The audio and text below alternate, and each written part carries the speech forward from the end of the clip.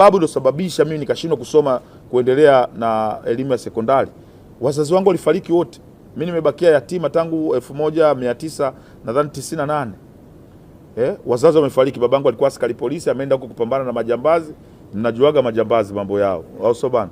Kwa hiyo tukarudishiwa mwili.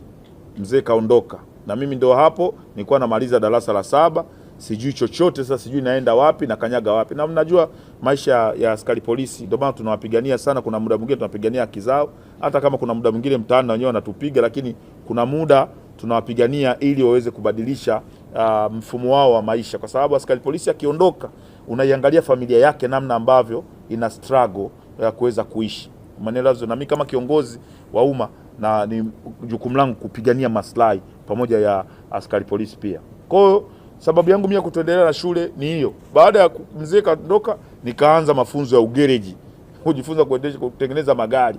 Tengeneza magari, nimetoka kutengeneza magari, nimeingia mwaka 2000 nimeingia mgambo Dodoma. Nimefanya mafunzo ya mgambo na certificate. Baada ya hapo kwenda JKT. Umeelewa vizuri? Vikanishinda, nikarudi kwenye muziki, angaika huku na huku, hamna chochote kinachopatikana. Nikajiunga na Juma Nature 2006. Nimejiunga na Juma Nature 2006, tumekwenda 2013 tukajiunga Lekadutigite, Diamond, Alikiba, sio nani Lekadutigite. Au bana, tumemaliza Lekadutigite, hamna chochote. Diamond akanambia Balevo, sasa uje huku, sasa ufanye kazi Wasafi.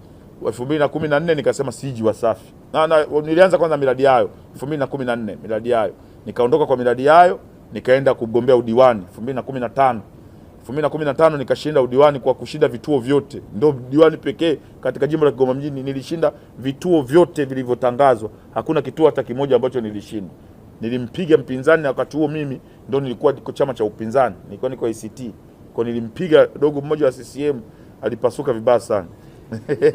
Sasa hivi ni jamaa yangu, tuko chama kimoja, chama kikubwa. Nilikuwa anisamee sana ndugu yangu.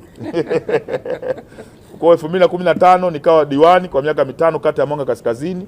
2020 nikarudi sasa Wasafi kuendelea na kazi za redio. 2025 tukafukuzwa kazi Wasafi kupitia ithibati. Nikaona amenifukuza, naenda kugombea ubunge.